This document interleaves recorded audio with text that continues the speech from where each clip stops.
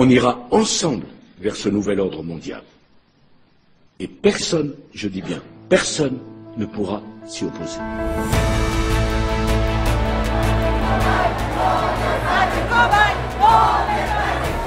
En ce moment, on va de plus en plus vers une dictature. Ça soulève le problème de la liberté de choisir. Je crois que notre génération doit savoir que la bête de l'événement est là. Il est temps de travailler ensemble à l'avènement d'un nouvel ordre mondial. Nous utiliserons notre pouvoir pour les rendre dociles et faibles. Ils grandiront en étant déprimés. Nous parlons de cet homme blessé lors d'une manifestation samedi dernier. Il a vraisemblablement été visé par un tir de LBD. Nous utiliserons la peur comme notre arme.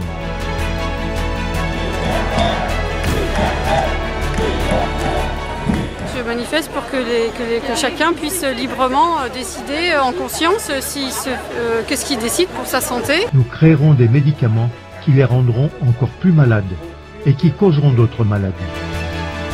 Nous mettrons en place un système monétaire qui les fera prisonniers pour toujours.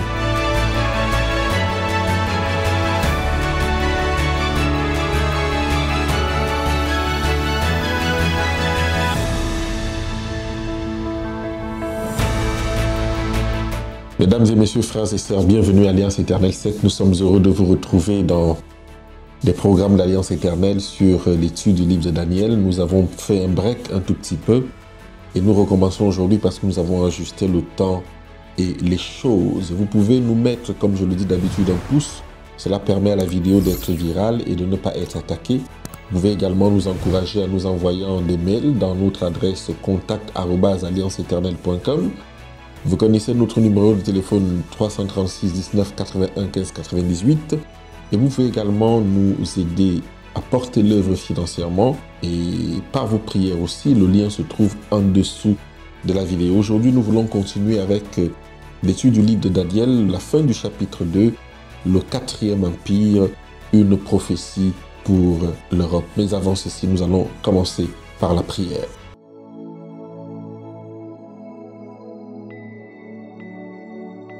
Notre Père, alors que nous allons ouvrir ta parole, nous voulons que tu nous éclaires, que tu nous enseignes et que ces enseignements restent marqués dans notre âme de telle façon que nous ne soyons pas des auditeurs oubliés. Que la gloire et l'honneur te soient rendus, Père, au nom puissant de Jésus-Christ de Nazareth. Amen.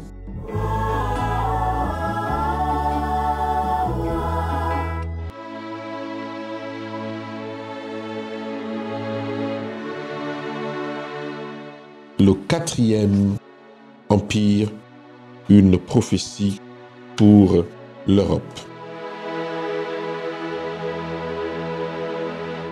Nous lisons Daniel chapitre 2, le verset 41-42 et le verset 43. La Bible déclare: « Comme tu as vu les pieds et les orteils, en partie d'argile, de potier, et en partie de fer, ce royaume sera divisé. Mais il y aura en lui quelque chose de la force du fer, parce que tu as vu le fer mêlé avec l'argile. Et comme les doigts des pieds étaient en partie de fer, en partie d'argile, ce royaume sera en partie fort et en partie faible. » Le verset 43, « Tu as vu le fer mêlé avec l'argile, parce qu'ils se mêleront par des alliances humaines, mais ils ne seront point unis l'un à l'autre, de même que le fer ne s'allie point à l'argile. » Chaque métal de cette grande statue est de moindre valeur que celui qui le précède, mais de force plus grande. Satan a appris dans la succession des royaumes du monde comment mieux enchaîner les âmes humaines. De tous ceux qui le précédèrent, Rome fut l'empire le plus fort. Bien que ne croyant pas à la Bible, par exemple, l'historien anglais Edward Gibson confirme rigoureusement dans la citation qui suit ce que Daniel disait à propos de Rome. En effet, dans cette citation, il déclare que les armées de la République, quelquefois défaites dans une bataille, mais toujours victorieuses dans une guerre, avancèrent à grands pas vers l'Euphrate, le Danube, le Rhin et l'océan. Les statues d'or, d'argent et d'airain qui servaient à représenter les nations et leurs rois furent tour à tour détruites par la monarchie romaine de fer. Dans son livre « The Gleeking on Files of the Roman Empire », le volume 3, le chapitre 38, la page 634. Rome régna sur un territoire plus étendu que celui d'aucun autre des précédents empires. Des régions de l'Afrique faisaient même partie de son empire, par exemple l'Égypte, la Cyréniaque, la Tripolitaine, ce qu'on appelle maintenant l'Afrique du Nord, c'est-à-dire la Tunisie, l'Algérie, faisaient partie de l'empire de Rome, très étendu jusqu'aux confins de l'Afrique. Bien que le plus puissant des empires, Rome elle-même, ne pouvait durer éternellement, en effet, en l'an 476 de notre ère, elle fut divisée en 10 parties représentées par les 10 doigts des pieds de la statue, faits d'argile et de mélange de fer. Quelques-unes de ces parties subsistent encore aujourd'hui. C'est le cas de l'Angleterre, de la France, de l'Espagne, du Portugal, de l'Allemagne, de la Suisse et de l'Italie. Il en sera dit davantage à ce sujet au chapitre 7. Le verset 43 nous a dit quelque chose tout à l'heure. Le verset 43 du chapitre 2 déclare « Tu as vu le fer mêlé avec l'argile, parce qu'ils se mêleront par des alliances humaines, mais ils ne seront point unis l'un à l'autre, de même que le fer ne s'allie point à l'argile. » Ce verset nous indique clairement que Rome sera le dernier royaume terrestre à dominer le monde entier. Des hommes ont sans cesse essayé de réunir en un seul État les parties éparses de l'ancien empire romain. Des êtres ambitieux ont pensé que si Alexandre avait conquis le monde entier, il le pouvait aussi. Mais tous leurs efforts sont restés vains. Pourquoi ? Car il était écrit, et il est encore écrit aujourd'hui, ils ne seront point unis l'un à l'autre. C'est quelque chose que nous devons intégrer dans la compréhension des événements de la fin. La chute définitive arrivera lorsque les hommes diront paix et sécurité et un semblant d'harmonie mondiale sera mis en place. Mais la Bible le déclare ici et nous ferons bien de tenir ça comme un signe, une prophétie pour l'Europe. La Bible déclare dans le livre de Daniel qui est inspiré par l'Esprit de Dieu qu'ils ne seront point unis l'un à l'autre. À partir du moment où vous voyez déjà une coalition se mettre en place, ce que la volonté de Dieu est prête à agir, car ils ne seront point unis l'un à l'autre. Tous les efforts possibles et imaginables ont été donc entrepris en Europe pour anéantir cette prophétie. De temps à autre, des royaumes se sont élevés, détenant quelque peu la force du vieil empire romain. Car le fer est encore mélangé à l'argile du potier, mais les plus puissants d'entre eux n'ont jamais pu vaincre et soumettre tous les autres. Et c'est bien ça la chose. Il y aura toujours des difformités. Mais le jour où cela sera possible, alors vous verrez le ciel s'ouvrir pour que notre bien-aimé Seigneur Jésus vienne récupérer ceux qui sont à lui. Charlemagne tenta, par exemple, de faire ressusciter l'Empire de Rome et fut même sacré empereur par le pape à Rome le jour de Noël de l'an 800. Mais malheureusement, son royaume fut bientôt taillé en pièces au jour de Luther. Charles XV tenta aussi cette résurrection, mais échoua à son tour. Au temps de la prospérité française, l'orgueilleux Louis XV essaya d'unir l'Europe en un seul empire. Il échoua lui aussi. Napoléon y réussit presque en conquérant toute l'Europe, à l'exception de l'Angleterre. Mais à la fin de sa vie, alors qu'il gissait sur son lit de mort, on rapporte que Napoléon déclara « Ô Dieu, tu as été trop fort pour moi ». Ces quelques mots des Saintes Écritures étaient plus puissants que toutes les armées de l'Europe. Ils ne seront point unis. Une prophétie pour l'Europe. Mesdames et messieurs, frères et sœurs, nous devons retenir cette phrase du verset 43 du livre de Daniel dans le chapitre 2. Ils ne seront point unis. L'unité européenne, sur quelque façon que ce soit, est un affront contre Dieu. La première fois que cette histoire a eu lieu, c'était à la construction de Babel. Et qu'est-ce qui s'est passé? Dieu est descendu.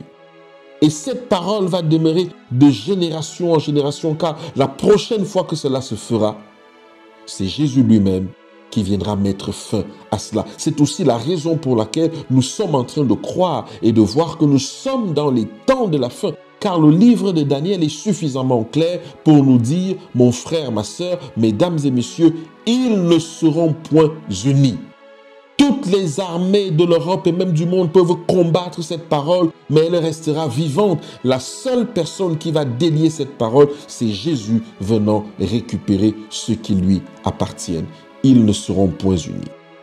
De nos jours, différents hommes d'État ont essayé d'unir l'Europe sous un seul gouvernement. La reine Victoria d'Angleterre avait pensé marier ses enfants et ses petits-enfants avec les membres des autres familles royales d'Europe.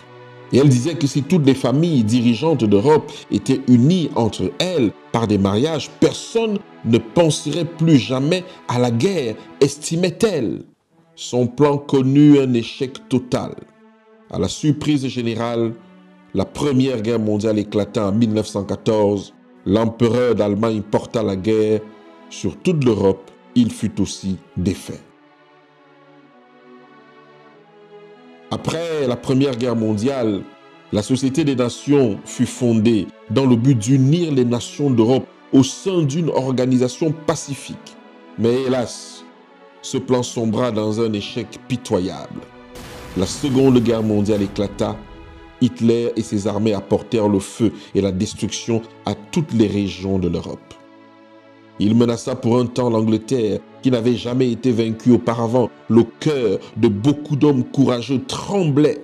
Quelques-uns de ceux qui avaient lu la Bible commencèrent à penser qu'après tout, la prophétie de Daniel était défaillante. Mais après un temps de succès, les armées allemandes furent repoussées et la prophétie de Daniel à nouveau justifiée. Ils ne seront point unis l'un à l'autre. Finalement, de nos jours, alors que nous parlons de ce sujet, le monde se tourne vers les Nations Unies, son dernier espoir. Sous la sombre menace de la bombe hydrogène, différents gouvernements du monde réalisent que les guerres à venir effaceront toute trace de civilisation. De là vient leur profond désir de s'unir. Mais les mots du prophète Daniel disent encore maintenant, aujourd'hui, à cette heure en 2022, ils ne seront point unis l'un à l'autre. Les Nations Unies sont une organisation d'hommes paralysés par la peur. Quelques-uns croient que là où Hitler a échoué, la Russie ou la Chine vont réussir et unir le monde entier sous la férule communiste. Ça, c'était il y a quelque temps. Nous ne sommes pas condamnés à craindre cette éventualité. La parole de Dieu ne peut pas être violée. Cette parole, tel un puissant rocher édifiant les vagues de l'océan, a résisté à toutes les attaques des hommes et de leur armée depuis bientôt 2000 ans.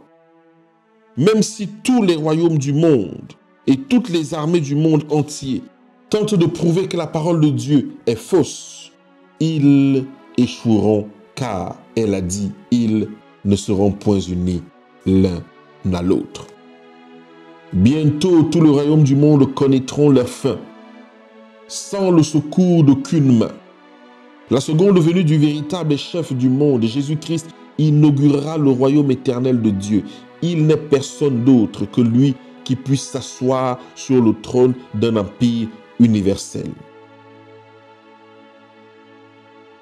Dieu donna ce rêve merveilleux au roi Nebuchadnezzar, dans le dessein de détourner notre attention des vains espoirs et de conseils humains pour l'attirer sur l'espérance sûre et certaine de la parole de Dieu. Un gouvernement mondial fondé sur la paix, le bonheur et la prospérité prêt d'être établi pour tous ceux qui se tournent vers son autorité. Ésaïe 9, le verset 6. En effet, dans Daniel 2, le verset 44 à 45, la Bible déclare: dans le temps de ces rois, le Dieu des cieux suscitera un royaume qui ne sera jamais détruit et qui ne passera point sous la domination d'un autre peuple. Il brisera et anéantira tous ces royaumes-là, et lui-même subsistera éternellement. C'est ce qui indique la pierre que tu as vue s'est détachée de la montagne sans le secours d'aucune main, et qui a brisé le fer, l'airain, l'argile, l'argent et l'or. Le grand Dieu a fait connaître au roi ce qui doit arriver. Après cela, le songe est véritable et son explication est certaine. Lorsque Dieu établira ce royaume, le péché sera éliminé, de même que la souffrance et la mort. Dans les siècles passés, le peuple de Dieu a toujours tourné ses regards vers ce jour bienheureux. La pierre qui s'est détachée, sans le secours d'aucune main, détruira les restes de l'Empire romain et de toutes les nations de la terre. Cette pierre deviendra alors un grand royaume qui durerait éternellement. Nous pouvons donc nous poser la question: quand et comment ce royaume sera-t-il établi? Il ne le fut pas lorsque le Christ était sur terre, car Jésus lui-même a dit qu'il reviendra plus tard. Matthieu 26, le verset 29. Acte 6, le verset 7. La chair et le sang ne peuvent hériter. 1 Corinthiens 15, le verset 50. Il sera installé au moment où Jésus jugera les vivants et les morts, au nom de son apparition et de son règne. Quand il viendra pour la seconde fois, 2 Timothée 4, le verset 1, alors il viendra dans sa gloire avec tous les anges. Matthieu 25, le verset 31 à 34. Nous voyons donc clairement que cette petite pierre qui se détache sans le secours d'aucune main et qui frappe les pieds de la statue représente la seconde venue de Jésus-Christ en gloire et en puissance. Ensuite viendra la fin, quand il mettra le royaume à celui qui est Dieu et Père, après avoir détruit toute domination, toute autorité et toute puissance. 1 Corinthiens 15, le verset 24. Lorsque Jésus agonisait sur la croix, l'un des deux malfaiteurs crucifiés avec lui dit: « Seigneur, souviens-toi de moi quand tu reviendras dans ton règne. » Luc 23, verset 42. Vous associez-vous à cette prière, mes frères et sœurs, cette prière du brigand qui dit à Jésus-Christ lorsqu'il revient bientôt: « Souviens-toi de moi lorsque tu reviendras dans ton règne. » Si nous voulons que Jésus se souvienne de nous lorsqu'il reviendra, nous devons dans cette vie présente devenir un citoyen de son royaume. C'est maintenant que Dieu prépare les sujets de son futur royaume. C'est maintenant qu'il envoie son Esprit Saint, exhortant les hommes et les femmes du monde entier à lui consacrer leur cœur afin qu'ils puissent régner sur eux. Comme un roi d'amour, Jésus est le seul roi de l'histoire du monde qui n'ait pas conquis son royaume par la force des armes, mais par la puissance de l'amour.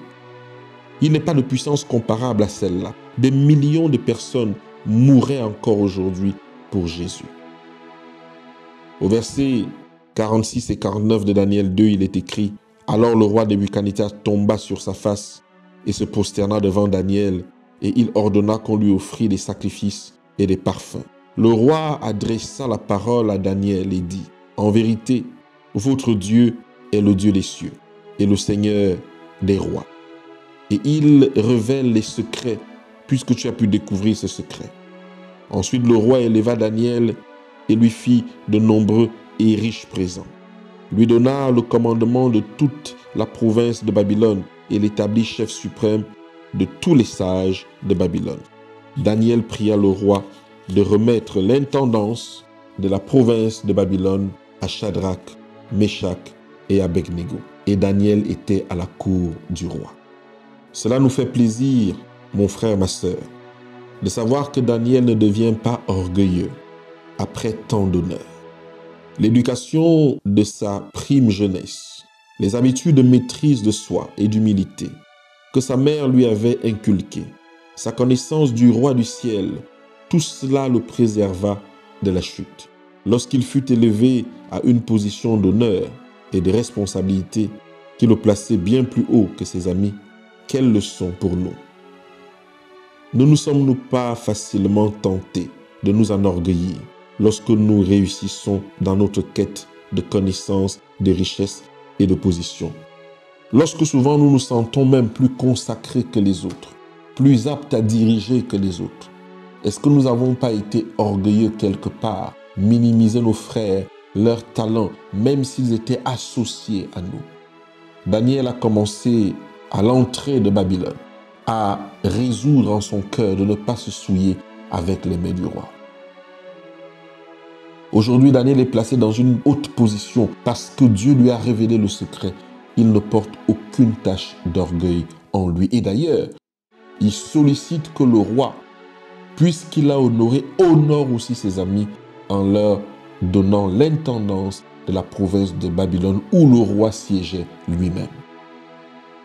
Voilà des jeunes Hébreux qui vont devenir les premiers conseillers du roi, les cadres les plus proches d'une autorité non spirituelle. Je voudrais attirer notre attention, mon frère, ma sœur, dans cette période très difficile. Les événements qui sont en train d'arriver sont nécessaires pour que Jésus revienne. Mais vous savez qu'avant que Jésus ne revienne, nous allons avoir l'apparition de Satan lui-même et ses anges descendent du ciel. Nous devons préparer le peuple à cela. Et en effet, regardez ce que la prophétie déclare dans le livre de Daniel. Ils ne seront point unis. Or, pour que le monde puisse être uni, il faut un gouvernement mondial. Nous pouvons donc voir que tout ce qui est en train d'être mis en place va en faveur du gouvernement mondial puisqu'une identité numérique va nous être présentée. Mais la Bible dit qu'ils ne seront point unis. Donc lorsque nous sommes en train d'aller là, nous sommes en train de participer à quelque chose qui va forcément se terminer comme la parole le veut. Ils ne seront point unis. Pourquoi? Parce que lorsqu'ils vont faire cela, alors Jésus-Christ sortira du lieu très saint et dira « c'en est fait ». Regardons avec attention, avec confiance, le fait que Dieu se prépare à venir nous chercher et le fait que nous devons être prêts et suivre la prophétie attentivement sans s'en détourner. Ils ne seront point unis. Même si les hommes disent que tout le monde ira vers ce gouvernement mondial, sauf ceux dont les noms sont inscrits dans le livre de vie de l'agneau, par le sang de Jésus-Christ. Alors que nous allons rentrer dans le chapitre 3 et commencer à préparer d'autres choses avec vous, nous voulons vous saluer dans le nom de Jésus-Christ et redire que Jésus-Christ revient bientôt. Que le Seigneur nous aide par son esprit à être impacté par sa parole, à vivre sa parole, et que cette parole nous rende contaminables, comme ces virus qui contaminent les hommes, de telle façon que nos voisins, nos amis sachent que Jésus revient. Que la paix soit avec vous, et à bientôt. Au revoir. Pour éternité.